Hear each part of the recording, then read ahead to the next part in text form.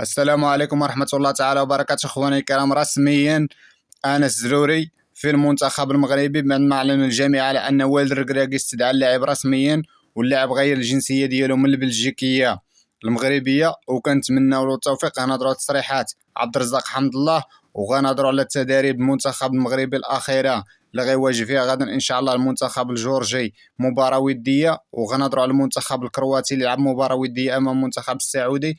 غنبداو مع الزروري اللي بصراحه لاعب ممتاز، كما شفنا المدرب ديال المنتخب بلجيكا عيط له وبغى يقنعو باش ما يمشيش للمنتخب، ولكن الزروري لبى نداء الوطن، وبصراحه لاعب في المستوى كما شفنا، لاعب عنده مهارات عاليه، وكما شفنا كيلعب مع فريقه بيرلي.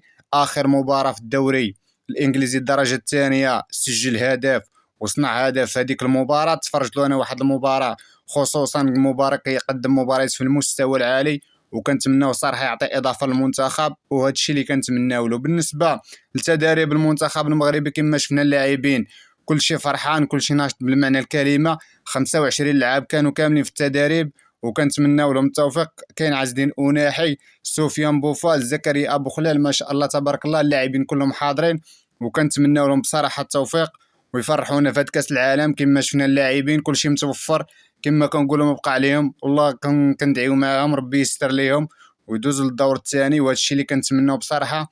كما قلت انا في الفيديوهات السابقه، حنا هاد الجيل هذا عمرنا ما شفنا المنتخب المغربي داز الدور الثاني، وكنتمناو بصراحه يدوز للدور الثاني، وهذه هي التمنيه ديال المغاربه كاملين.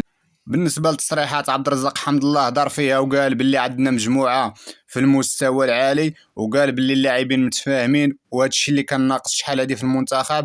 كما شفنا واد الركراكي، كما كنقولوا المجموعه، كما كنقولوا واد الركراكي مدرب في المستوى، وشحال هذه كنا كناديو صراحه بمدرب وطني، وكنتمناو لهم التوفيق.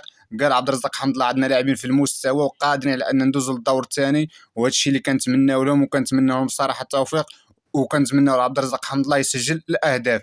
بالنسبه للمنتخب الكرواتي اللي فاز على المنتخب السعودي بهدف ل0، كما شفنا منتخب كرواتيا ما دخلوش من بدايه المباراه باللاعبين ديالهم الاساسيين، لعبوا بعض اللاعبين بصراحه كما كنقولوا الصف الثاني، وكما في الشوط الثاني شفناهم دخلوا مودريتش، ودخلوا كما كنقولوا لاعب تشيلسي كوفازيتش. كما شفنا الفريق الكرواتي تحسنوا، ولكن في الشوط الاول كان المنتخب السعودي مسيطر على المنتخب الكرواتي. شفنا المنتخب السعودي ضيع عديد الفرص، وتا الشوط الثاني شفنا المنتخب السعودي ضيع عديد الفرص. كما شفنا قادر المنتخب المغربي ان شاء الله نسجلوا على المنتخب الكرواتي. كما شفنا عندهم الظهير الايمن والظهير الايسر، عندهم البطء، وهذا الشيء اللي كنا غنستغلوه ان شاء الله باذن الله. وكنتمنى والد الركراكي يكون تفرج المباراه، واكيد يكونوا تفرجوا المباراه، باش كما كنقولوا نستغلوا انصاف الفرص. كما كنقولوا منتخبات كبيره، وواخا عندهم لاعبين المنتخب الكرواتي كبار في الدفاع، وهذه هي النقطه اللي خصنا نستغلوها،